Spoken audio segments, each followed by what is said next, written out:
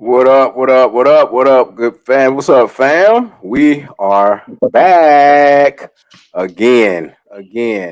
6 man podcast back in effect. We've been gone for a little bit, but we are back now and live in full effect. And we're gonna go ahead and get the party started. We're gonna introduce ourselves again because we haven't been around for a while, and then we're gonna jump right into it. I am the hack.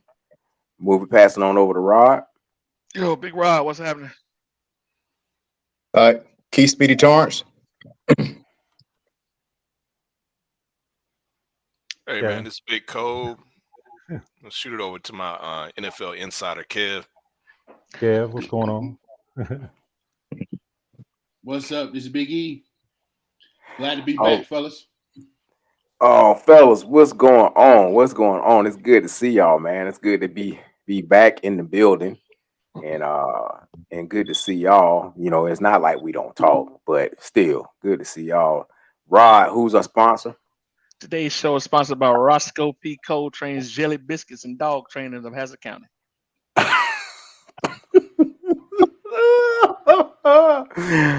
also sponsored by the Dacateer Express. We're just imposters for we're the same as Tony Romo. We serve it up hot and Don't start fresh that, man. man. Don't start as that. only Romo could do.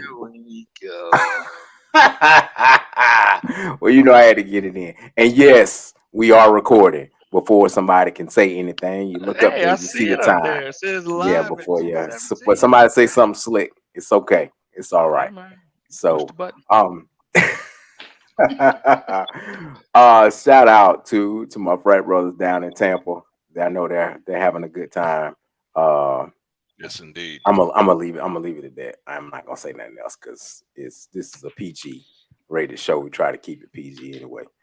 All right, fellas, we got 3 hot topics that we want to talk about. Whew, yeah, I'm gonna go ahead and jump in. And I told y'all I had a surprise for y'all, right? So we're gonna jump into this first thing. Now, hopefully it works. If it works, we're in good shape. We're gonna see. We are talking about the world's greatest about being a black man. Being black. Hold on 1 second. So this is what I'm saying to y'all though, and I know we got to go to break, and we didn't necessarily go there. Maybe we should. There are so many layers in this conversation around the way that it's being discussed. When you right, no. And yes, Shannon, I know y'all are gonna say you know, and Stephen A, I know you're gonna you just shared that you talked about the WNBA on your program too. You guys may not have said everybody, but the prevailing sentiment for folks that are just joining the WNBA and following women's sports is unfair to the women of this league, to your point, who have laid the groundwork for Caitlin Clark to come in and now take it to the next level. That's all I'm saying in these conversations. Kennedy Carter's behavior is not indicative of the entire league. We are still talking about competition where you are allowed to get a little extra elbow in if you are competing and you do it within the parameters of the game. The game is physical. Caitlin is helping to grow the league. These women understand that, but she cannot be babied as a rookie. That's all I'm at. Who talks about the WNBA? Who talks about women? Who talks about women's sports more than first take? Stephen A, respectfully, with your platform, you could have been doing this 3 years ago if you wanted to. All right. So the first topic I want to go ahead and see is Shocky. I see my big brother. I see he's impressed. He don't want to say it, but he's impressed. Go ahead and smile, Kobe. You're impressed. I know. I am too. But we're gonna talk about North Carolina Central, where y'all still use Windows 95. I must say that is impressive. Very, very well done, Hack. Very well. Hey, well, you know what? I appreciate it. But you know what? That's all right. I'm coming back later. It's okay.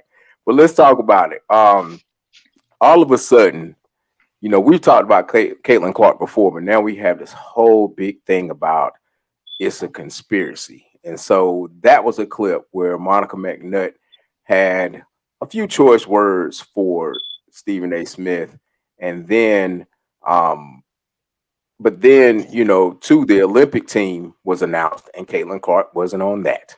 And so I guess the question that we're going to discuss, the first topic for today is there a Caitlin Clark conspiracy in regards to the NBA and and all the powers to be when it comes to the WNBA and her popularity. So whoever wants to chime in first, I'm gonna let you jump in. Well, Coach, she probably gonna be on the Olympic team now since that the lady from the Sparks got hurt because she was the first alternate. So she's probably gonna be on the Olympic team now. Was she the first alternate? Oh, well, I guess the question is, should she have been the first alternate? Because what I can't think of old girl's name from Notre Dame, but she's been balling, and she should have been the first. What, say it again? No. It's not Skylar Diggins. I forgot her name. It is Abubakar. What is her name? yes, Abubakar. Yes, not Abubakar, but I know what you're talking about. Abumbawale. Yes, Abumbawale. Yes. She has been balling, and I thought she was the first alternate, but we'll see. She actually should have made the team. But y'all go ahead. What we got? How do we feel about this? Because I have some strong opinions, but I want to hear what everyone has to say first. So when we're talking conspiracy, are we talking what, to leave her out, or? Well, when I say conspiracy, that was a big thing because a couple of the standouts, the superstars in the WNBA, spoke out about her.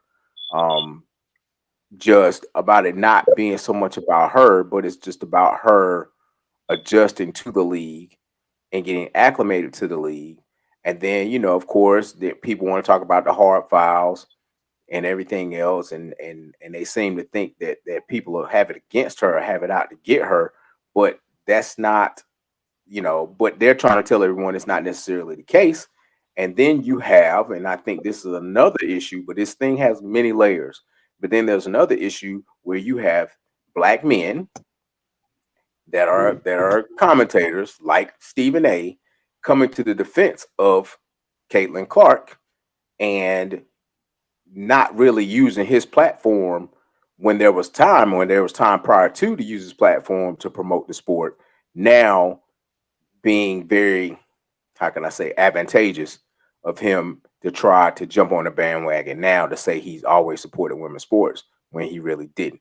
Like, so is there this big conspiracy against her, or do you think this is just par for the course when it comes to being a player in the league and adjusting? I don't think it's what you would call a conspiracy against her. It's she's a rookie playing professional basketball. Wasn't it Kobe and Kev? Help me out here. Wasn't it Jordan's first All-Star game where the OGs refused to pass him the basketball? Was it Jordan that they refused to pass the basketball in his first All-Star game? It was Jordan, right, Kev? Yep. So it's a rookie thing, right? So it's an indoctrination. So I don't think it's a conspiracy theory. The media has set Caitlin Clark up to quote unquote fail. They put her on this pedestal, and it's disrespectful to all the ladies of the WNBA that's been playing since the late part of the 90s. And the predecessors that have paved the way for Caitlin Clark, Abumbawale, Candace Parker, Cheryl Swoops. Those ladies have paved the way for these young ladies to play, and it's disrespectful that people have forgotten about all the ladies that came before Caitlin Clark. Like, she's the first woman in the WNBA that could actually play basketball. She's not. Diana Taurasi can play basketball too. Candace Parker. All those ladies, Cheryl Swoops, Cynthia Cooper. It's been lots of ladies before Caitlin Clark that play basketball. I don't want to push the racial narrative, but that's what it is. It's a white woman in a black woman's sport that's doing really well in basketball, and it's disrespectful. Gino Auriemma said it best. He said it is disrespectful to the ladies that came before her, and Caitlin Clark has a target on her back. She's gonna get fouled hard. They're gonna play her hard every single night because, again, it's disrespectful.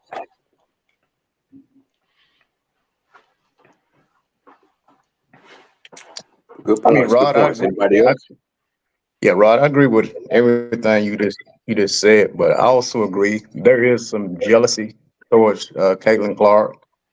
I mean, as you know, when she came in as all-time leading scorer in NCAA history.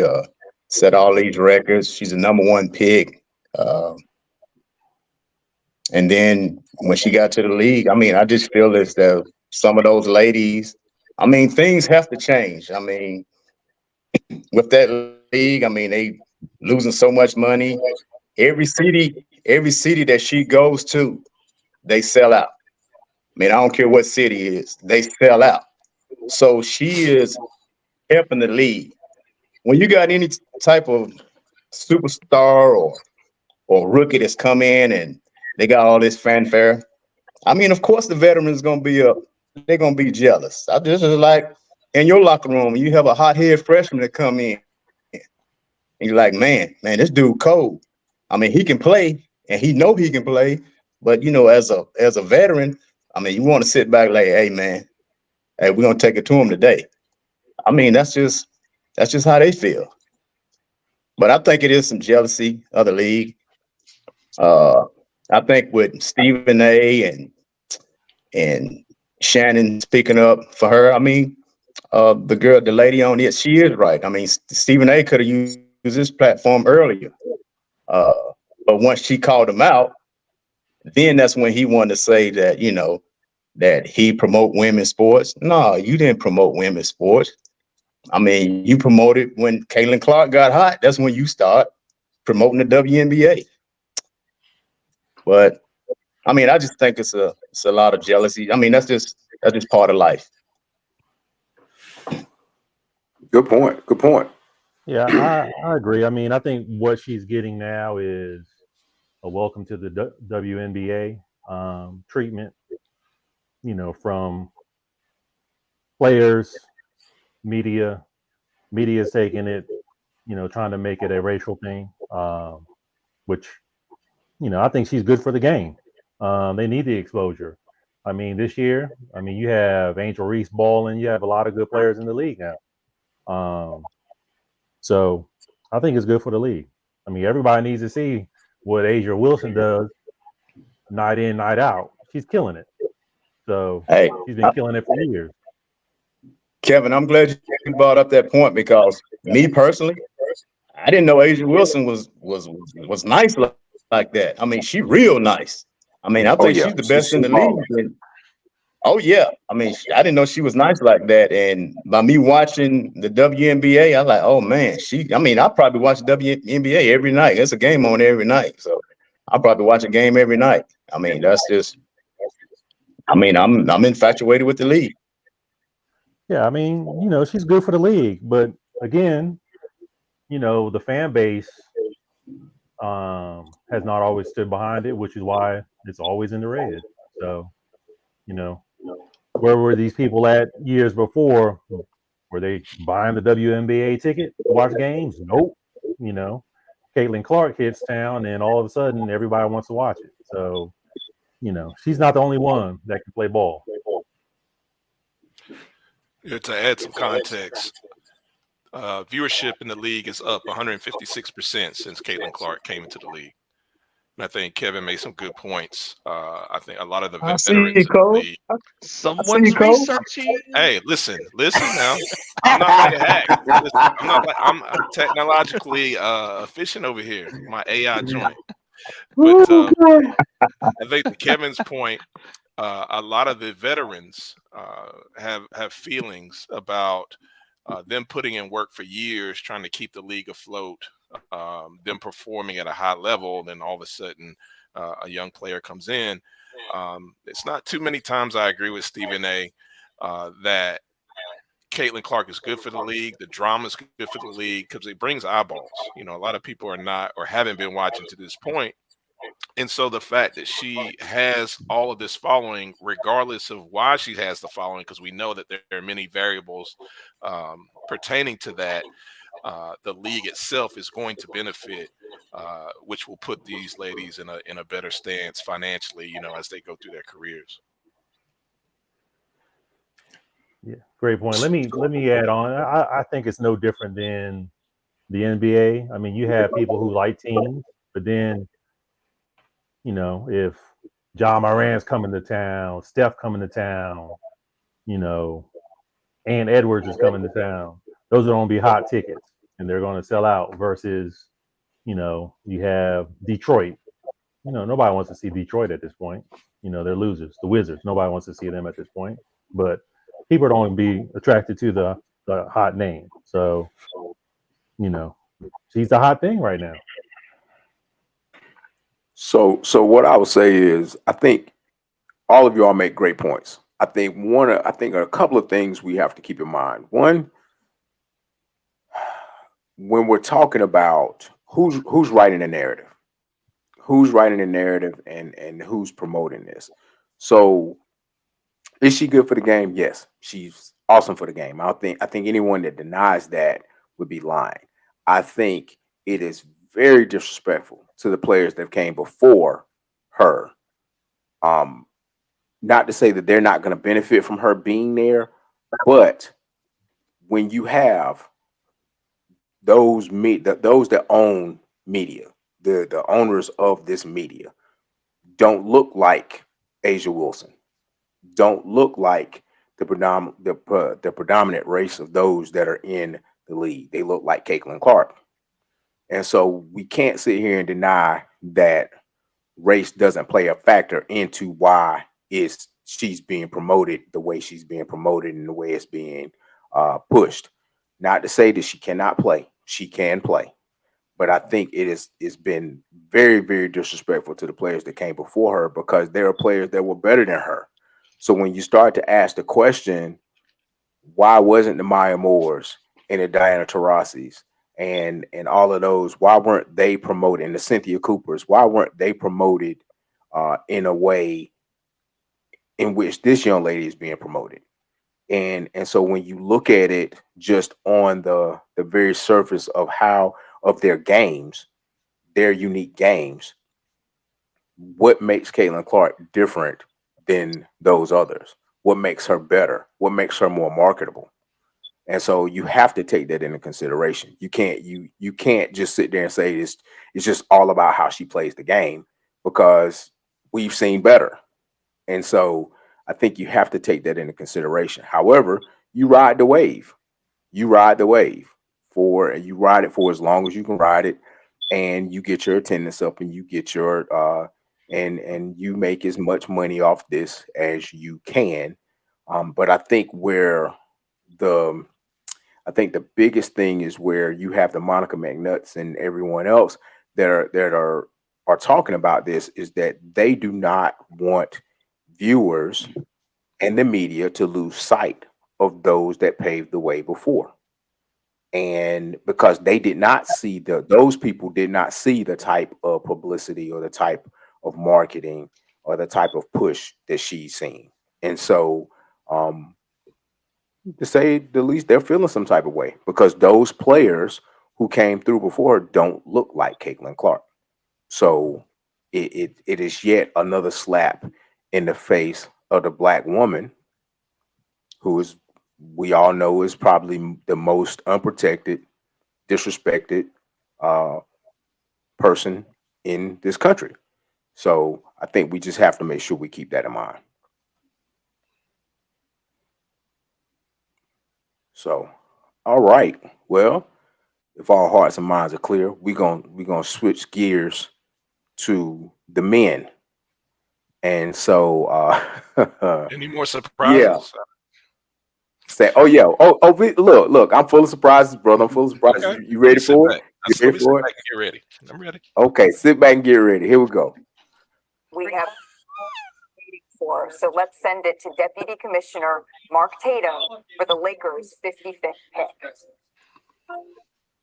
With the 55th pick in the 2024 NBA Draft, the Los Angeles Lakers select Bronny James from the University of Southern California. The anticipation has been building for weeks as to where we would hear Bronny's name called. This is a young man who had an unprecedented spotlight on him in his freshman year at USC, where he played 25 games. He missed the first 8 games of the season after he went into cardiac arrest on July 24th, 2023. He underwent a procedure to treat a congenital heart defect. To see him less than a year later be drafted is a feat I don't think we can lose sight of.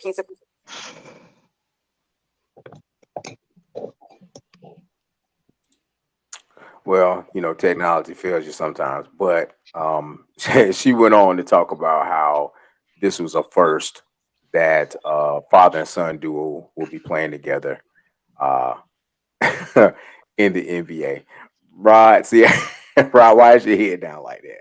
So I see you got something to say. Hold on, let's see. We want to talk about nepotism with Bronny James. Look, everyone has had something to say about this. Now, I've heard a lot of people talk about how people are hating on LeBron James and Bronny James.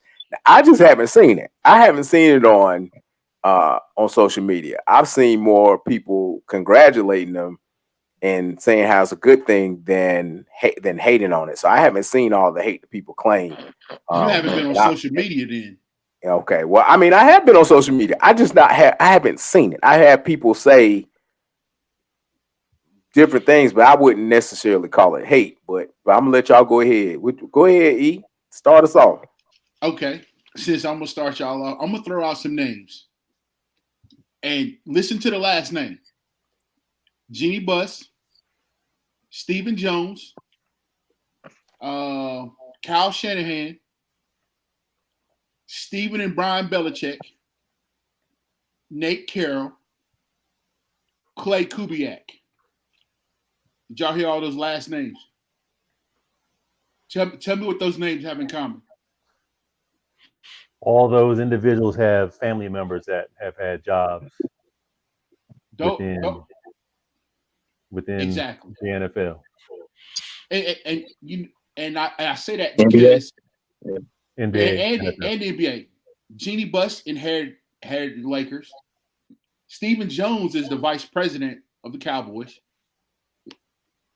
And all those other names, their fathers are legendary coaches. So I don't see what the issue is with the Lakers drafting Bronny at 55. Like, how many second-round draft picks in the NBA end up doing anything?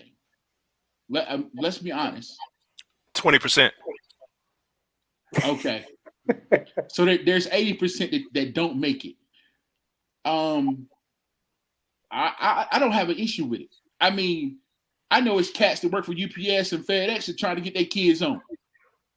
So I don't see what the huge issue is. I think what it is because a lot of people hate LeBron, and I don't understand where that the hate comes from. But that's that. I think that goes back to the whole Jordan LeBron GOAT debate.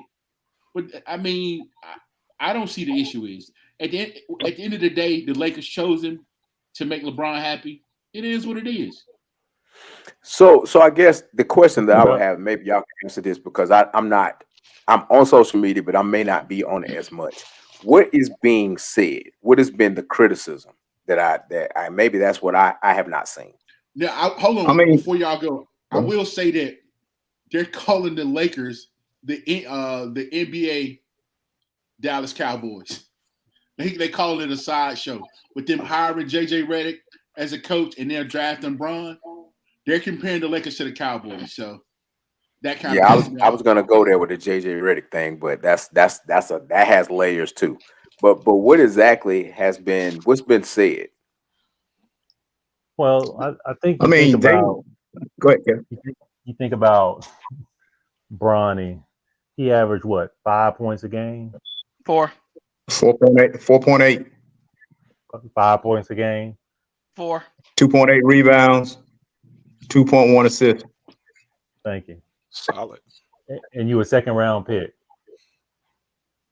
Then you have somebody like DJ Burns who did work in the tournament, and he ain't get drafted.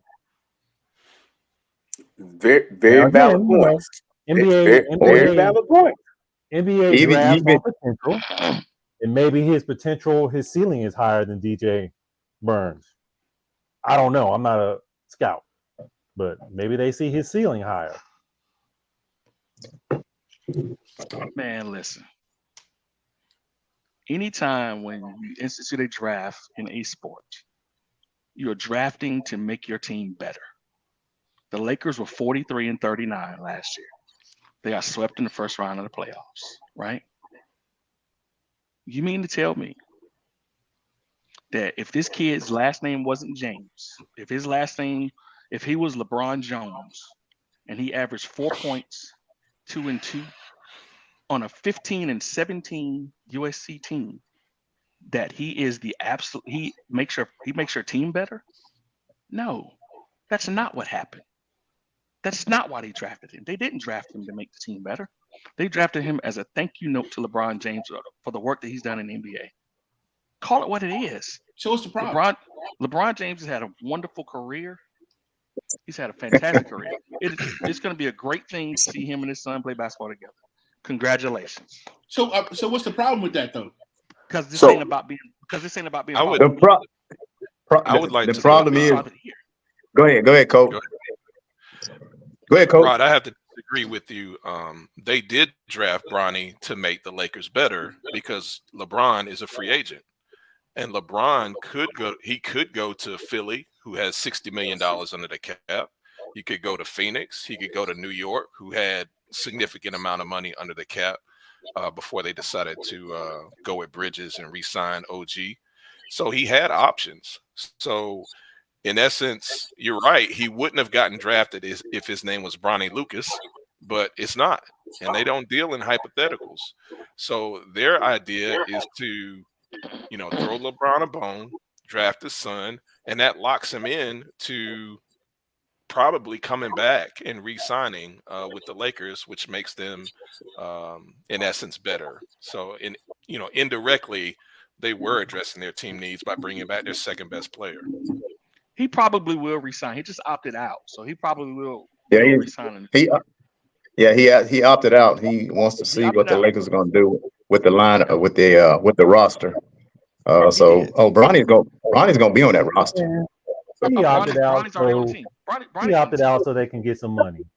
Exactly. That's it. Bronny's on the team. The other thing, though, to dive a little bit deeper in the whole Bronny situation, and we can talk about this. We can talk about this on another show. Hack. I'm gonna give you that idea in a little bit.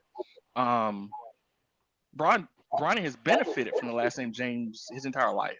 It's not his fault. He's been a benefactor of the last name James his entire life. You don't blame the kid for that. He was invited to NBA combines where Caleb Love, Pac-12 Player of the Year, wasn't invited to a single NBA combine. Caleb Love he shouldn't have been. But that's a whole nother story. You the Pac-12 Player of the Year. You don't get invited to a combine. That's not true, E. That's not true, E. But you're the Pac-12 Player of the Year. You don't get invited to a combine. Yeah. Come on, dog. Don't do that. He's going back to Arizona anyway. I'm a Bill Carolina fan, so don't be that. I know why he went there, but look. Listen, I know why he went there too, but don't be that dude. Don't be that dude. I'm a homie. You of all people on that same sorry USC team, they had a kid that averaged 16 a game on that team. Boogie Ellis. Boogie Ellis. But here, hold on. Let me play devil's advocate. Everybody ain't gonna get drafted. No, everybody doesn't get drafted, but you draft a kid to average 4 points a game. I'm not saying is the purpose of the draft to make your team better, to pick the best players to make your team better? Yes or no? Is that the draft? Yes. That's the concept. If that's not the concept of the purpose of the draft, then what is the concept of purpose of the draft? So it's just like last year when the Cowboys drafted Deuce Vaughn. And Deuce Vaughn could actually play. Yeah, you can't even get a D1 scholarship averaging 4 points a game. Thank you. And let's talk about that for a second. This dude not even D3. Shit. This dude got a D1. This dude got a D1 scholarship averaging 14 points a game on a Sierra Canyon team that was 23-11, and he wasn't even first team all conference. Come on now. Let's call it what it is. Nobody's disputing. Is he a good basketball player? He's a good basketball player. Hell, Kevin's a good basketball player. Kobe was a good basketball player. They ain't in the NBA. Hey man, don't come for Kobe like that. You put was. You said Kevin Kobe is. You said Kobe was. Don't do that. He's right. He's right. I'm not. He's right. I'm not anymore. I'm working on it. I'm coming back. The point of the matter is Hack. most of those dudes play basketball though. Those dudes can play basketball. And I get that. I'm not against what you're saying. But the thing is, so many people have an issue with this. Let that man play with his son, man. Bronny ain't guaranteed to make the team. Let's keep it a buck. He's gonna make Well, it. You crazy. Here's some things to think about. Here's some things to think about. One, I think they said that him being a second round draft pick, he's guaranteed $1 million. So he's gonna get $1 million. Like he's probably gonna sign for $1 million. So, but here's the issue. Just like with LeBron in the Miami announcement, it's all in the presentation. If this kid doesn't hold on, let me make my point. If the kid wasn't drafted, let's say he could still sign as a free agent. He could sign with the Lakers as a free agent. He could still make the team. You could still cut people. The whole idea of him being drafted, it stands to people. People will say, okay, people like DJ Burns. You have people that are deserving of being drafted, not being drafted because you wanted LeBron James' son to be on the team. And then Rich Paul doesn't make it easier. Like you, some of this stuff you bring on yourself through how you operate and how you handle yourself. Rich Paul calls teams and tells teams not to draft him because he will go to Australia if you do draft him. So the fix was in from the very beginning. And the inside media people knew this. That's why they were calling it, well, he'll probably get drafted at 55. Well, that is a direct slap in the face of people, and I'm going to keep screaming DJ Burns' name just because that's just out there.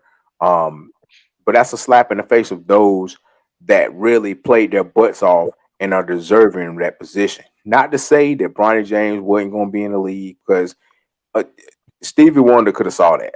Everyone's going to see that. It's all in the presentation and all in the packaging. You wanted him to be drafted, so therefore you can say Bronny James' son was drafted. Now, I have no problem with that. I truly have no problem with that because, like you said, the names you called out, there's nepotism everywhere. But here's the thing that I would say, because people will even say they'll make it a black-white issue because they will say white folks have been doing it forever. So what's wrong with him doing it? Here's my problem with that statement, and I tell everyone every time I hear it, it makes me want to throw up. White folks justified slavery. They said it was okay. So because they said it's okay, is it okay for us to enslave people? Would not be okay for us to enslave people. So we have to get out of this idea that just because white folks did it does not make it right, does not make it okay, does not make it okay for us to do it. I'm going to tell everyone, get your coins, do what you can, do your thing. He's there. I'm not mad at it. But what they can't be mad at and what people cannot be mad at is people having a problem with it. Like people want, and here's the thing about LeBron that I do not understand. Everybody has been criticized. Jordan was criticized. Jordan was criticized while he was playing. LeBron's being criticized while he's playing. People seem to think that if you criticize LeBron James, that you are hating on him. No, it's not always hate. It's not always hate. It's constructive criticism. Now, that man got his son in the league. Good for him. Because if I had a child and I can get my child in, I'm gonna get my child in. I'm not mad at it. I'm not mad at it. But what I'm saying is, at the same time, you don't be mad at it, but at the same time, you understand where the criticism's coming from because how it was presented. You can't have it. You can't have it both ways. You can't have it. Hey, we gonna pull all these strings to get this kid in, and then at the same time think that the world is gonna sit back and be like, interesting. Because even with Shanahan, Kyle Shanahan gets roasted on a regular. Like, he ain't above criticism. He got to the game and lost. But his dad was the man at one point in time. Criticism comes. So we can't have one without the other. That's all. That's just my point. Like, I'm not mad at I'm not even mad at how it went down. I'm just saying you can't be mad when the criticism comes because it's gonna come. Yeah. Of course, you're gonna get criticized. But my thing is, like, everybody, like you said earlier, if you had an opportunity to set your son up to get him in the league, I mean, we're all fathers here. You know what I'm saying? We want to set our kids up, right? What do we tell our kids? Go to school, get good grades, so you can go to college, so you can, after college, you graduate, you can get a good job. If I can set my son up with $1 million off the rip, give me the criticism. That's all I'm saying. Give me the criticism. Oh, and I think they're taking it. I think LeBron don't care. LeBron don't care what people say. That's not his big thing. I mean, well, to a degree, but I don't think he's gonna care about this. But I think his fan base cares. His fan base cares more than he does. And honestly, I don't think that Bronny should have been drafted. What I do think is they should have signed him to a contract after the draft was over versus free agent deal. A free agent deal. Now, I will say that. That's my point. That's my only gripe right there. I don't think LeBron wanted him drafted. I think it's more so he wanted to play with him. So, and you guys are NBA guys. So I don't understand the whole two-way contract thing. You would have to explain that to me. He's not on a two-way. No. I know. And that's what Rich Paul was saying. He didn't want him on a two-way deal. So what's a two-way deal? I mean, he would go back between the G League and the NBA. So Leaky Black was on a two-way. Yep. Okay. Yep. But the whole point is so in other words, real quick. So in other words, a two-way deal is kind of like going between AAA and the major leagues, kind of sort of. Is that what like a two-way deal is? Right. Okay, got it. I understand that because I didn't know either. So appreciate that, fellas. I don't see the issue with a two-way deal. You know what I'm saying? You still gonna play with your daddy. You know what I'm saying? So that's the only thing that I feel was wrong. They shouldn't have drafted him. They should have signed him to a free agent contract. There you go. So mark my words on today's date, June 30th at 3:43 p.m. LeBron is 39 years old. Bryce is coming. 2 years. Bryce is a dog. And Bryce can play. Now Bryce can play. From everything I've been told, he can play. Yeah, he might be doing a Udonis Haslam on the bench, and he's gonna have Bryce and Bronny on his team. Watch. And Bryce can play. Well, it'll be interesting because Bryce can really Bryce play. might have teams coming after him, so yeah, they're gonna have to manipulate that like they did with Bronny. Bryce is a 6'6" dog. Yeah, like Ron said, Bryce can boogie. I was about to say boogie, dog. Hey, he can boogie. I was about to say that. I don't know if he can pull this one off. Now, if he can pull that off and get them all on the same team, just expect if you think it's bad now. Oh, it's gonna get worse. What man say? If you think you're lonely now, wait until tonight, baby. You think it's bad now? So it's gonna be real bad. I tell you, his son's coming too. Matt Barnes' sons are coming too. Man, it's so many dudes. There's so many other dudes. They said them Boozer kids. They said them Boozer kids nice too. Yeah, that's what I heard. Carmelo's son. Hey man, yeah. Gilbert Arenas' son can get down. Melo's son can get down. Dominique Wilkins' son can jump out the gym. There's a lot of these NBA dudes, man, got sons that can get down, man. They said Jamal Crawford's youngest son is nice. The one's like 7th grade. Yes. Yeah, he can pat it.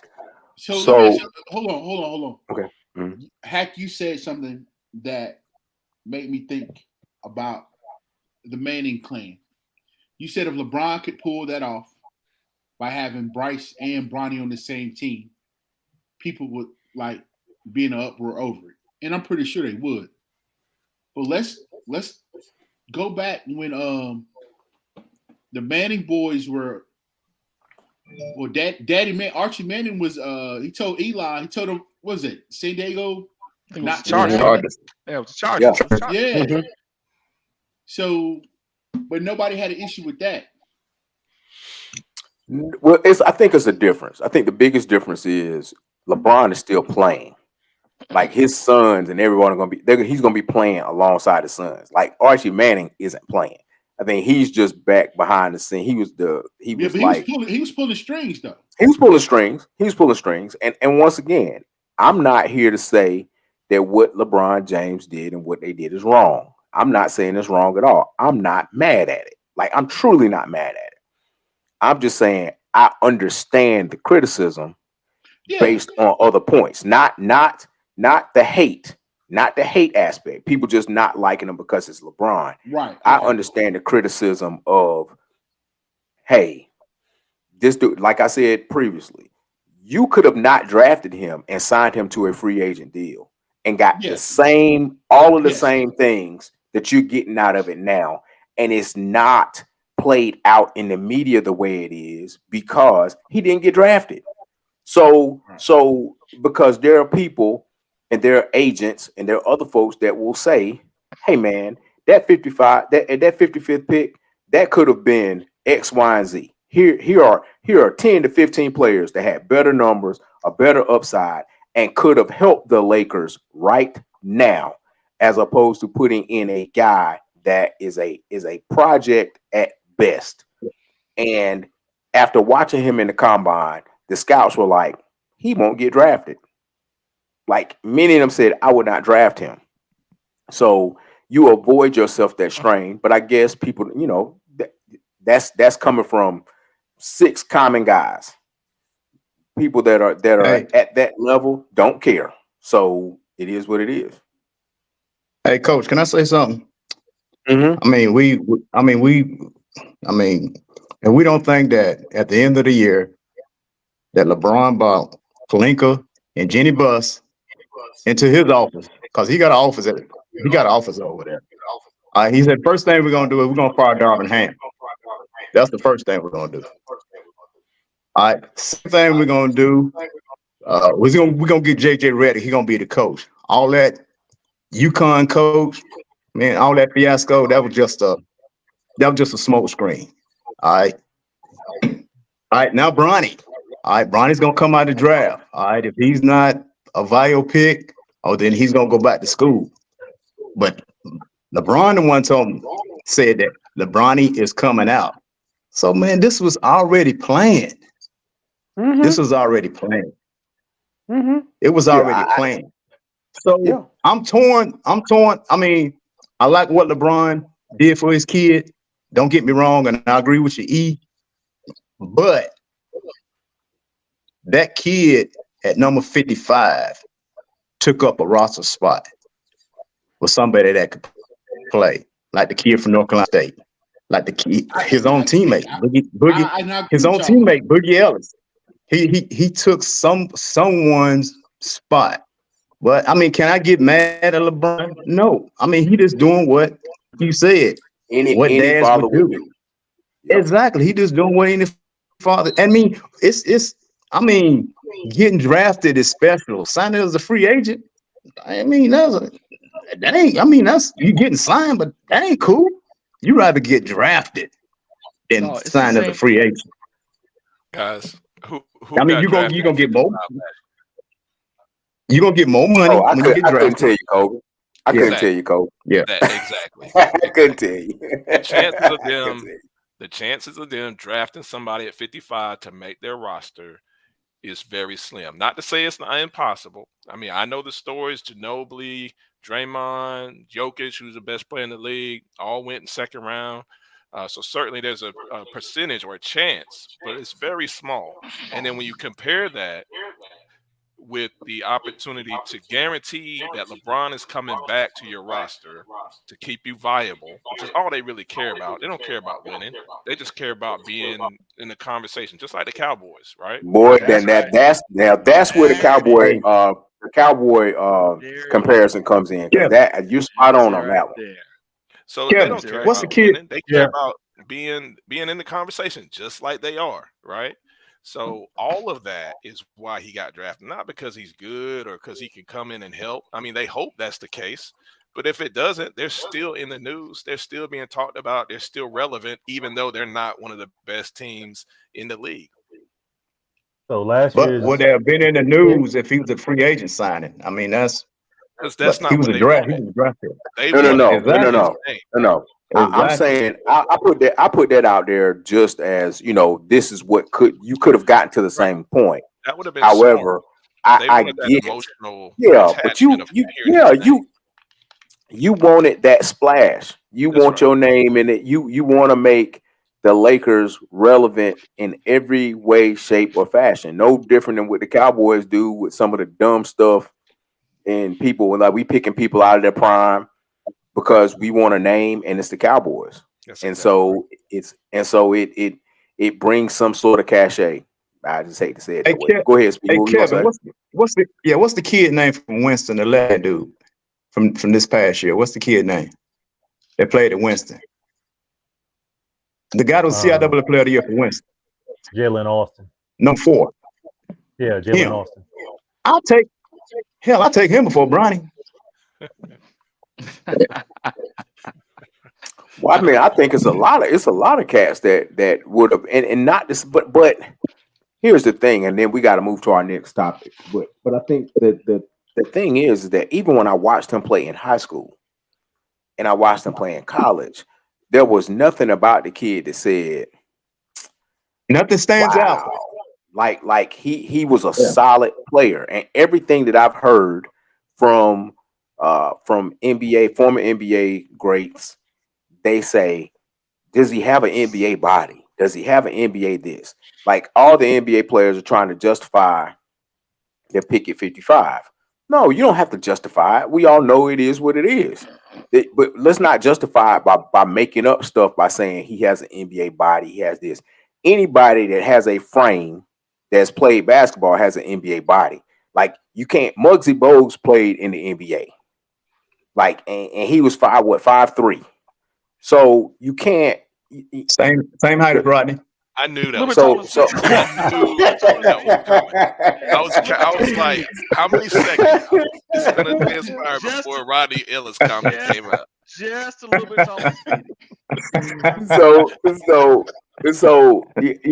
to put those things out there is one thing, and I wish the kid well. Like I hated the idea of him going into cardiac arrest and that whole deal because I think that kind of we don't know what he could have been at USC because of that. Like so I'm not gonna sit here and you don't throw the baby out with the bathwater. You wish the kid well, but once again, the media and organizations make things they make it messy. And some people don't care if it's messy. That's just what it is. But anyway. All right. Last year's 55th pick, real quick. Last year's 55th pick was Isaiah Wong from Miami. And two Wongs don't make a right. Now I'm looking at everybody drafted in the second round. I think I could be wrong. Imani Bates might be the only one that is on the team currently. And from Miami? Hold up, you said the Wong from Miami? Yeah. He's not in the league. That kid could play. He can. But he was a 55th pick last year. He's not in the league. And Imani Bates averaged 21 a game in the G League last year. Yeah. Wow. Wong could actually play. He could get down. He could play. Wow. And he's not in the league now. Not that I know of. I could be wrong. Let me see. He could be on the bench. And then Bronny measurements when what they say. He's not 6'4", he's 6'1". Right. That part. Yeah. I heard 6'2.5". No, he's 6'1". So if you look, because I seen him standing beside Chris Paul, and they were about the same height. Or Chris Paul may have been a little bit taller. But you put that in perspective. Chris Paul could flat out play. And I don't think it was ever a time. I don't think Chris Paul ever averaged 4 points a game. I think he averaged 4 points a game in Little League. And that may have been, and he may have been playing up then. so I mean, it's just points a game. It's crazy. It's crazy. So, he's a Winston grad too, Zach. Did you know that? He's a Winston grad. Just want to throw that out there too. By the way. Who's a Winston grad? Chris Paul is. Chris Paul. It's Yeah, this Morant. one. Hey man, Absolutely. y'all need to stop Absolutely. that. Y'all need He to is. stop that. Chris Paul He is is. 55. He's 55 years old. He just went back to school after playing at Wake Forest. Y'all He stop could have that, went man. anywhere. Stop He that, could have man. went anywhere, Great. but he didn't go to Stop that. Stop that. Nobody said anything when Dion graduated from that Just, HBCU. Hey, man. we knew you were gonna sign in for your homer. You gonna sign in for your boy, huh? Your homer. Go to the next topic, man. Go Just to the next saying. topic. All right, fellas. Last topic for the day. Once again, got a surprise for you, Cole. Got a surprise for you. I am ready. Let's get it. You want for two? My thing would be though, for Micah, my advice would be for Micah would be, just make sure we're all right, where and being where your feet are. Because if we're at work and the run game's terrible, but you're doing a podcast every week and the run game is terrible, then what are you really caring about? Are you caring about the crowd that was watching your podcast? Or are you caring about the success of our team and the Super Bowl that we're trying to reach? So I'm saying. Boom. Shots fired. Boom. Glad someone Hey, called his hey. ass out. Fired. So I'm gonna let y'all go ahead and jump in. I'm gonna go ahead and put this up. Ooh. Is Parsons off the hook? You get it. Is that's good. Parsons off the hook? Who was it? Hooker? Was it Hooker? It Was it was Hooker, the right? same Malik name. Hooker. Yeah. It was Hooker. Yeah, it was Hooker. Yeah. Well, Hooker's a vet, Man. and he's got some time in the league. I think there's a generational kind of gap between him and Micah. Micah's this new age athlete, man, where it's all about social media. It's all about me first, and hopefully the team is successful later. And he's pushing his brand. I'm glad somebody stepped up and said something. That gives me hope. But it was discouraging to see Micah's response to that. What was the response? It's pissed off. At least that's what I read. I He don't know. wish he would have. He wish Hooker would have came to him and talked to him instead of putting it out in the media. Nah. Yeah, they have the lockers are right next to each other. So before everybody else chimes in, let me put it in perspective. If you have not seen the entire clip, I would say go to YouTube and look at the entire clip from beginning to end. He was basically saying that he's not really on social media like that. He don't follow podcasts like that. But he said he knows there are some that that do these podcasts for the sake of clicks and everything else, and it doesn't necessarily help their team. And he then referenced his hope that Micah is not sacrificing the team for likes and clicks on his podcast. So I wanted to put that in perspective. However, it still needed to be said because every last one of us have made comments about Michael Parsons talking too much, period. Yeah. Whether it be in his podcast or whether it be in interviews or what have you. But I'm so glad that it happened. And I want to be clear. I don't mind him having a podcast. It's the content of the podcast that worries me. Like, you shouldn't be talking about opponents that you're going to face, in the up and coming week. We're giving excuses as to why y'all lost, the week after. If you want to talk about, being a celebrity and your lifestyle and things we would find interesting away from the game or things that don't affect, practice or preparation or the actual game itself, that's cool. I think the things that he's done with CJ Stroud over the summer, I enjoyed that content he put out there. But the stuff he was doing during the season, talking about other teams and then giving excuses that, well, we lost because of this, and I don't get down with that. So I'll open it up for everybody else. Hey, for me, because you just hit the nail on the head, man. It's the during the season part for me. I don't care if he has a podcast, man, but it's just during the season, dog. During the season, man, you got a job to do, and your job ain't to do a podcast. People, you do podcasts because you have something to say, and you want likes and you want clicks. So you're gonna say things to get likes and clicks, right? Why not just wait till the offseason, get all the likes and clicks you want? But during the season, you got a job to do, man. Let's just play football. And like Kobe said, you don't need to be giving other teams locker room material. You don't need to be running your mouth about this, that, and the third. As far as the game is concerned, man, just play football during the season. Off season, do what you want to. Just stay out of trouble. So he says he does it on his day off. I could give a Is there a day off for a professional football player? Let's be for real. For a professional athlete, you got to take some time away. But is there a day off for a professional athlete during the season? You know what I'm saying? It's not. So not if you want to be a great. Not if you want to be a great one. Yeah, man. So man, it's nauseating. Micah Parsons is nauseating. Great football player. But that whole podcast thing during the season, man, it unnerves me, man. Just shut up. I mean, just shut up and play. I'm glad Malik Hooker called him out in front of everybody. Too. Yes. Because you know what? I'm pretty sure somebody has went to Mike and said, hey, man, chill out. Even Jerry Jones said something about it. But at the end of the day, it didn't stop him. He still kept, as the old folks say, he still kept bumping his gums. So now, an OG, a veteran, has called him out. At some point in time, you're going to listen. And the reason I say that is because it's just like our parents. Hey, don't do that. Don't touch that fire. That fire going to burn. Don't do that. That fire going to burn you. I'm going to touch it anyway. And then I get burned. I should have listened. People ain't going to keep telling you the same thing over and over again and you not listen. Natural consequences, dog. Something's got to come to a head.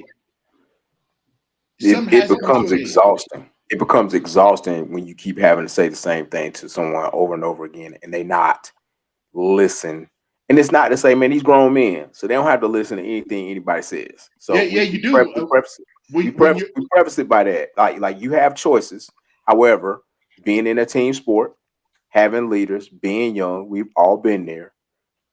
It would be in your best interest to listen to those that have been walked in the shoes that you've walked in, that you're currently walking in, to help guide you so that you don't fall or suffer from the same pitfalls that they had to learn from. And for him, if you go, I'm telling you, I encourage each one of you to go back and look at that entire segment that I just sent. I'll send you the link. But he talks about Micah being young, and he talks about him not having gone through any adversity. Those were his exact words that Malik Hooker said. He said he has gone through no adversity. So the league, he hasn't had experienced adversity in the league yet. So what we're trying to do is make sure that he doesn't have to experience the things that we had to experience. Man, listen to the whole thing. You all will be probably more impressed with Malik Hooker after you hear it, because he talked about those very things, and it's true. What adversity has Micah Parsons had to deal with? He hasn't had any significant injuries. He hasn't had to sit any significant time. Like, he hasn't really gone through anything. Dak realistically has gone through more than he has had to go through in his career. And so, please go back and read and watch that entire thing that he said. But Hooker makes a great point. I think I want to watch it because I think I heard something this morning. He called out Dan Quinn too, his coaching style. He talked about how he would dumb it down if people kept making mistakes instead of, sitting somebody. He said, Zimmer, he said, okay, you mess up one time, we don't do it again. You mess up again, you sitting. So Zimmer is there throwing the hammer down. So if Micah was messing up last year and DQ was keeping him in, then we'll see what happens if Zimmer sits Micah down this year. That's called coaching. I mean, all of us coach. I mean, if you watching tape, Micah Parsons, he mess up a lot of times. Don't do his assignment. He has great athletic ability. He has great athletic ability, and he can cover up for the things that, it's like Coach Hayes say, he's seen something. He's seen something, he just go. I mean, the thing that I got out with Hooker is, on that little tape I just seen, is Michael, the run game. Did y'all hear that part? The run game. the run game. That was our nemesis against the Green Bay Packers when they ran the ball down our throat. I mean, and it was all Parsons too, because you, as a defensive end, you can't knife down. You can't. If you knife down, what they gonna do? They gonna go right outside. I mean, he made a lot of mistakes too. Exactly. How many times do we So see his zone? How many times in zone read do we see Micah Parsons chasing a dive when he shouldn't be? exactly. So he need to do his assignments, and I mean, we all know Dan Quinn was his buddy. They buddy. They, that was his friend. He wasn't a coach. That was his friend. He wasn't a coach. They was friends. Zimmer is going to be a coach, and he's going to hold them guys responsible, which they should be. I mean, you make a mistake, man, boom, you come out, man. And you come out, hey, man, you got to think about what you just done. You got to think about what you just done. So with that being said, Zimmer being a coach and moving him to his natural position, he goes back to playing Mike linebacker versus rushing the quarterback. Man, we already know that shit ain't. We already know that ain't happening, man. You got me on the cussing. No, that's why they signed Eric Kendricks. Because Eric Kendricks is right now, season starter right now. Okay, Eric so is a Mike linebacker. Okay, so exactly. Eric Kendricks playing Mike. Hey, but let me tell you, they say that kid from Notre Dame. They say he's a freaking stud. I mean, all the reports I'm reading, they say he's a freaking stud. Rod ain't like the pick. We're gonna see. And yeah, I'm gonna tell you, like, when they run my credit, we gonna see. Yeah. Me and Eric Hendricks did the walk back in '87. He that old. We were doing the walk in the middle school dance back in '87. That dude, that old. This thing is gonna come to a head, though. It's gonna come to a head because I feel like Micah is he's gonna be Micah and gonna say something on that podcast, and it's gonna cause issues in the locker room eventually.